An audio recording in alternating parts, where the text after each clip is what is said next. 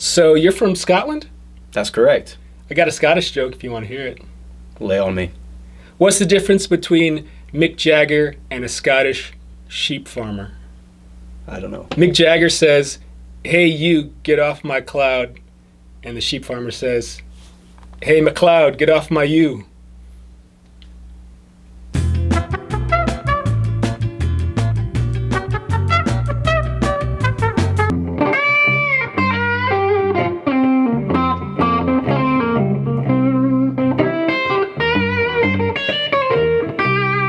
All right, welcome back to Between Two Fenders. I'm your host, RJ Ronquillo, and today I have my glorious friend Ross Campbell visiting us from Edinburgh, Scotland. Yes. Yeah, man. What are you doing in Nashville? This time, the purpose of this trip is my best friend, who I studied music with a few years ago. He moved to Nashville about a year ago now, and on Friday night he was playing at the Grand Ole Opry. Oh, that's a nice his gig. Band King Calloway. So King Calloway on BBR yes. Music Group, which is Broken Bow Records, right? Mm-hmm. I know that label very well. For those that don't know you, you're a very good guitar player. Oh, thank you. An excellent YouTube educator and Edu-tainer, which is like Edu-tainer. Edu-tainer. I like that. Yeah. You and I seem to have like a similar taste in music. We both like blues and rock and Yngwie Malmsteen. Of course. Yeah. So I'm curious to know what your background is. How did you start playing music? Was guitar your first instrument or? No, it actually wasn't. The fiddle was my first instrument. Dude, okay, so my buddy from Sweden, David Henriksen, also started on fiddle. Yeah? Yeah. Does he still play it? I don't think so. Because I'm I not don't. sure. Okay. No. Well, once you play guitar, you don't. Yeah, you lose interest. Yeah. I mean, that's what happened with me. I started playing fiddle when I was about 9 years old. Is this like a specific style of fiddling that you're talking about? Yeah, like traditional Scottish folk music. Oh, cool. Yeah, that's what my granddad played. He did like accordion and fiddle, so nice. That's kind of what inspired me to pick that up. And then I got into guitar when I was 10, so just a year after starting the fiddle. But I got into guitar because I watched the film School of Rock. No, with Jack Black. Yeah, and I wanted to be, what's the guy's name? The guitar player? Zach Mooneyham. Yeah. So he was your first guitar hero? Kinda, yeah. Yeah. Well, it's him or Jack Black. I don't know. Yeah, so I started playing guitar, got a guitar for Christmas that year. It was a Yamaha Pacifica, which was actually a really good guitar. Mm-hmm. And I sold that to like buy a mobile phone or something, which I regret. but yeah, that was my first guitar, and I took private lessons for maybe 2 or 3 years, and then after that it was just kind of learning from guys on the internet and books. Really? So you took you started with a private teacher. Yeah. And then because of the time and the age, we have YouTube and like downloadable books and tabs, so you just did it all online. Yeah, all online mostly, and I had like old Lick library DVDs and stuff like that. So are you completely learned from that, or did you go back to school for? At this time I lived in a place called Orkney, which is like a group of islands off the north coast of Scotland. It's like very remote. Yeah. And I moved to Edinburgh when I was 17 years old to study music. So I did a 4-year degree in popular music. So was it a music university, or was it like well, it was a university, but they had a music department. Awesome. So you said they taught popular music. Yeah, I mean, which involves what styles of things? It's like anything that's not classical. Okay. Really. So pop, country, rock. 'Cause classical sucks. No, yeah, man. I'm just kidding, Yngwie. Was jazz part of it? Yeah, there was some jazz. Like you could opt to take jazz modules of the course if you wanted to. I didn't really. I mean, I was getting taught some jazz stuff by my guitar teacher at the time. I went through a period of like thinking I had to be a jazz guitar player because everyone else was doing it, and I was just I've totally been there. After so many hours practicing it, I was like, I actually don't enjoy this, so I'm just gonna stop and leave it to the guys who do it really good, and that way I can enjoy watching it and listening to it, but I don't feel the need Well, to be yeah, that I mean, player myself. I've heard you're playing, and there's some jazzy stuff that you're doing. You know, I like throwing in some little outside things. You know a little bit. Yeah. Enough to add a little bit of heat, a little bit of sizzle. Spicy licks. Exactly. There you go, man. Once you graduated from school, did you go into teaching right away, or were you gigging? Well, it's interesting. So, in the last year of me studying music, I just sort of joined a wedding band. So, in the year that I graduated, in our calendar we had a bunch of gigs booked for the summer. So I knew I had like enough money to get by over the summer, and what I was doing at the start of the year was any gig money I made, I just saved it and I put it aside because I knew I was going to need it once I graduated. And I was doing a little bit of private teaching at the time, just like, you know, maybe 4 students on a Saturday morning or something, but I never got to like 40 students a week or anything like that. So I had, you know, the small teaching gig, had wedding gigs over the summer, but then it was like, I looked at my calendar and it was like October, November, there was just this like void of nothing, and I was like, shit, I'm probably going to have to get a part-time job in a cafe or a bar or something. Yeah. But I said to myself at the start of the year, my goal is to not do that. Yeah. To never get one of those jobs again. It's fine to do those jobs, I've done plenty of them. Sure. But you have to get your feet in there. But. Yeah. I think it's important to do that sort of thing as well. And, yeah. That was my goal at the start of that year. I guess that was 2017. Not get a part-time job, but just continue to make a living from music. So anyway, got to like October, November, when most of my gigs had been played. Yeah. And I remember like my ex-girlfriend at the time was like, you know, you're probably gonna have to get a job soon, and I was like, yeah, probably am. Yeah, so I was like starting to like put together CVs and stuff. And then I had like one video that I uploaded to my channel that got like 80,000 views in a week, which was like crazy for me at the time. So it was like a lesson on it's called the John Mayer 7th. I'll put a link. Yeah, put a link down below. Where it's gonna be. I'll put a link right there. And that video took off, and I kind of skipped over the fact that I created a guitar course. Yeah, that's all I wanted to ask you about. It's the bulletproof guitar player. Yeah, so you came up with that during this time where you were trying to figure out. Yeah, well, fortunately, in our final year of studying, we had the option to do a project, which could be anything you wanted, really. Like you could record an EP, which is what most people did, and I thought to myself, well, let's do something that I could potentially make money from. Smart, you know, man. When I leave. So I had that. I'd released it in the summer, but, you know, I made a little bit of money from it the first couple of months, but it was really just a little bit of extra income. Anyway, it gets to October, I put out that John Mayer video, and then a couple of days go by, and I'm like, man, I sold like 20 courses today. Like, so do you think that video, the John Mayer video, because you directed the people with a link to go to your guitar course? Yeah, that was like in the description box of the video. And then I started to see some real income coming from there, and I was like, well, this just happened at the perfect time. Yeah. Because, you know, like I said, I was starting to think about getting a part-time job.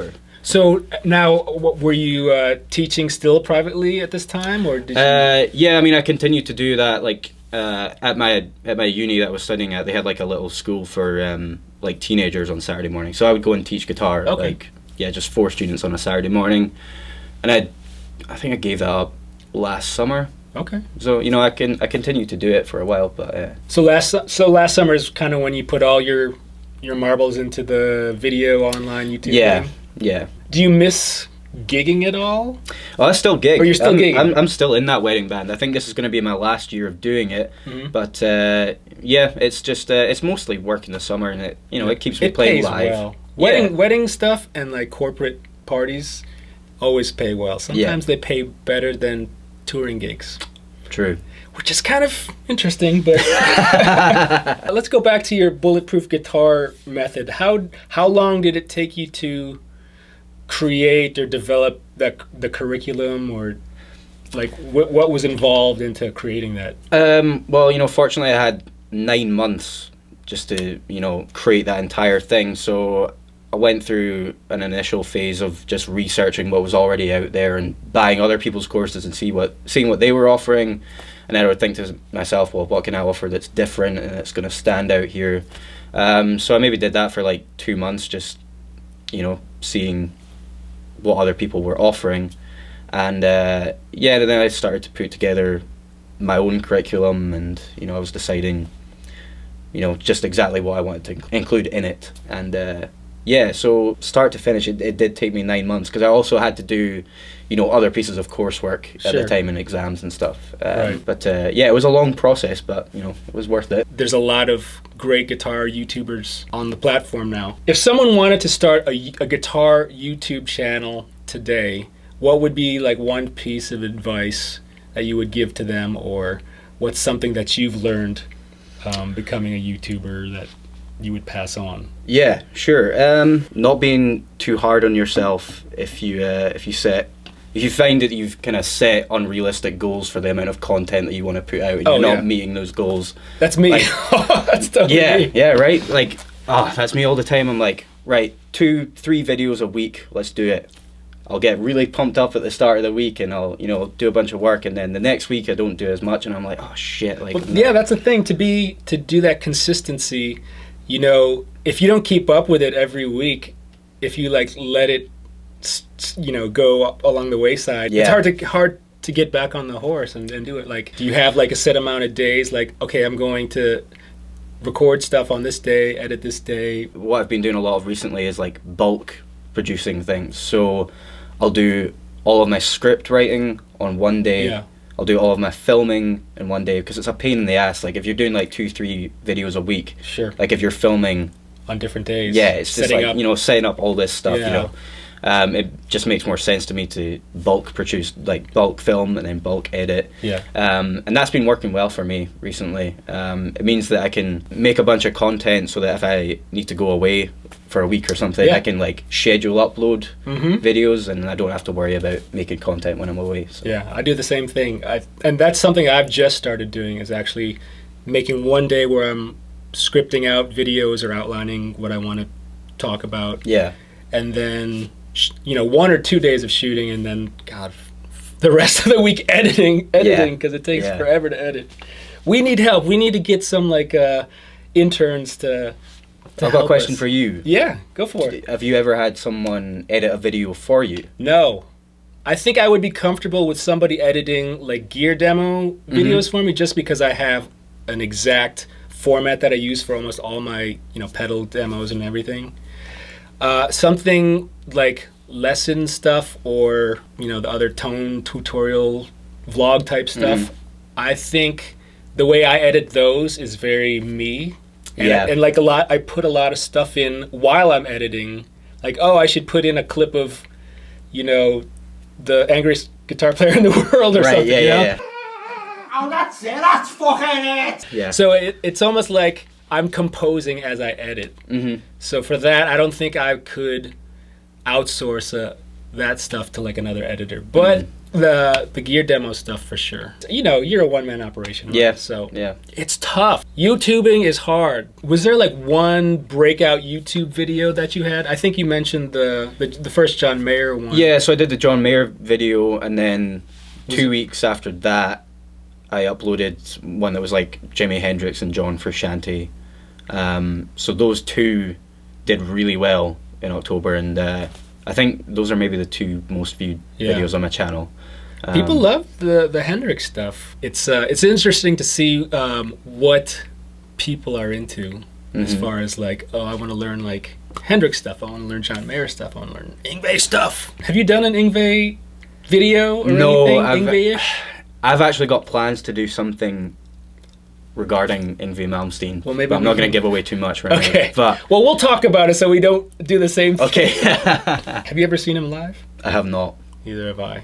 I've seen him walking down the street though in Miami. That's pretty cool. Did he have shades on and like a leather jacket? He with was he was it? stage ready. He's always dressed stage ready, but he was driving his Ferrari. I think it was his white Ferrari. Of course. I don't think he did a great parking job. That's what I remember. His parking needs some work. Yngwie. Are there any, besides me, other guitar YouTubers that you're a fan of? Or some that you've started to follow? I mean, not necessarily guitar YouTubers, but other creative Right, yeah. people that you're into? Yeah, good question. Well, as far as guitar YouTubers go, I love Paul David's videos. God, he's great. They're insane. Like, anytime I watch them, I'm like... He reminds me of, not Casey Neistat, Pete McKinnon. Yeah, everyone says that. He's like the Pete McKinnon of guitar videos. Yeah, there was a panel at the Shure stand at NAMM last month. It was like Mary Spender, Paul Davids, Adam Neely, and there was a drummer there. I can't remember her name. Sorry. That's what Mary Spender said. You are like the Peter McKinnon of the YouTube guitar world. Tyler from Music Is When, he was like the person I was watching as I started to properly do the YouTube thing. That was, you know... He's got a great channel. He's got really intriguing videos, and the stuff that he comes up with is hilarious. Yeah. Rhett Shaw. Rhett, who was on the show. I was like a big Casey Neistat fan for a long time. You know, once you start getting into YouTubing, and if you're doing any kind of vlogging or non-typical guitar videos, then you do start researching the people that are doing other stuff, and then Casey Neistat is like the first person that pops up. Yeah. And then from him you get to learn about Pete McKinnon and all those other guys. Well, there's a guy called Matt Diavela. You should watch his videos. I think what does he do? He does videos about like minimalism and... Yes! I just started following him. Yeah, and pour over coffee and stuff like that. Of course. His videos are just so beautifully shot that it's kind of inspiring me to up my game in terms of video production and stuff. Even though it's got like nothing to do with guitar or music. Right. You know. But the way he talks and the audio quality and the video quality, it's just like really... That's so crazy. I just started watching his stuff the other week. So I saw you at the NAMM show, right? We saw each other at the NAMM show. At the Vertex booth. I checked and I walked, I think it was 37 miles in the 4 days. And that was like all in the same hall. It's not even going across to like the pro audio stuff. It's just like going 37 miles with pedals and guitar. Was there anything that you saw at the NAMM show that you so desire right now that you want to get this year? Yes, Boss have come out with their own kind of version of the... What's that Universal Audio thing? The aux box. Oh, really? Yeah, so they've come up with their own sort of, competitive model. Yeah. Direct amp thing? Yeah, I think it's called the Amp Expander. I really want to get my hands on one of those because, unlike the aux box, the Boss thing, it has an effects loop. So I just bought a Morgan amp and it doesn't have an effects loop in it. So if I want to use that in videos and I want to, review a delay or a reverb pedal, and I don't have an effects loop for the Morgan, then I can just use it for the Boss thing. That was... You could do it with like an aux, but you'd have to wire your pedals through your interface or something. Like you'd have to go a roundabout way of doing it. Like I have a 2 notes torpedo, and I think I could probably somehow wire it through my Apollo interface. Okay. It would... I mean, the fact that it's already in the box, that makes it so much easier. Yeah. I'm going to have to check that out. Now, the last question I want to ask you, what's the future hold for Mr. Ross Campbell? What are you planning to do this year? Well, this year I am sort of in the process of restructuring my online business, which is, selling the courses and stuff. Right. At the minute, they're on Udemy. Which is, if you don't know, is like a huge online learning platform for anything. And it was great to start on that, but I really want to build my personal brand more. So I'm kind of thinking about taking that and moving it to my own website and possibly offering like a subscription service. Nice. And that because right now it's like a one-time. Yeah, it's a one-time payment thing, and it kind of, like, most of my videos, most of my lessons are based on content that is in those 2 courses. So, if I wanted to teach a lesson on something that's a bit more advanced, like an Yngwie Malmsteen lick, or, like a Josh Smith jazz blues thing, if I move the stuff to my own website and start doing, a membership site, then I can, create additional bonus content. Right, and you can just keep on updating it as you see fit. Yeah, exactly. So it just grows and grows and grows. So that's the plan right now. Yeah. Nice. Well, good to hear. So we got a couple questions from my Instagram post Enrico asks, favorite bands at the moment? Let me look at my phone and see what I've been listening Yeah. to. Because I always blank when people ask me that. Well, I've been listening a lot to a band called Don Broco, who are like English lad rock. Lad band. rock! Yeah, they're just a group of lads that drink beer and write really Nice! catchy tunes.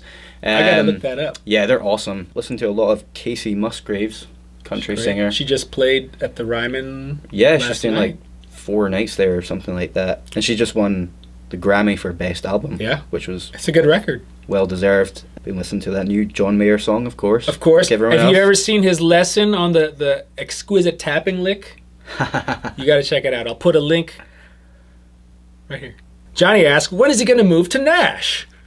When am I going to move to Nashville? Is that something you want to talk about? Or? Yeah, we can talk about that. Okay, so you've been considering moving to Nashville. Yeah, I have. I mean, I came here for the first time. Well, I came here with my family like 5 years ago on a vacation. Yeah. Loved it, and that's kind of how I got interested in country music and country guitar playing to begin with. And then I came out here again for the first time by myself last summer for Summer NAMM, and I stayed there for like 5 weeks after that. Nice. Because I wanted to test it out and see if it, Yeah. well, was for me. And the answer is, yeah, I do want to move here, but it's not going to be an immediate thing. Right. I Don't just take want your to time. take my time with it. Don't want to rush the visa process. Yeah. you know? Yeah. Oh, well, that's awesome, man. Everyone's moving to Nashville because it's the greatest guitar town ever. I mean, that is actually true. I like to end the show with a lightning round. Mm-hmm. I already gave you the 411 on that. Are you ready for this? Yeah, let's go. And away we go. Favorite songwriter, John Mayer or Bruno Mars? Oh man. Faster, faster, faster. John Mayer. I love Okay. Bruno Mars, but John Mayer. Strats or Les Pauls? It's a hard one. Strats. Okay, overdrive pedals, Tube Screamer or Klons? I'll go Tube Screamer because I don't really know much about the fabled Klon, to be honest. Beverages, Scotch or bourbon? Scotch. Come on. Oh man, you sure you want to move to Nashville now? Yeah, I like bourbon, but come on. Talisker. That's all I'm saying. No, that's a good one. Haggis or hot chicken? Haggis. This guy is a Scotsman till the day he dies. They'll never take our freedom! Mr. Ross Campbell, thank you for joining me. Pleasure. I'm going to put links to all your stuff down in the description Thank you. so you guys can check them out. And we'll see you in the next episode. Bye-bye! And if you'd like to see more of these types of videos, gear demos, tone tips, and tutorials, click that subscribe button. Thanks again for watching. I'll see you guys next time.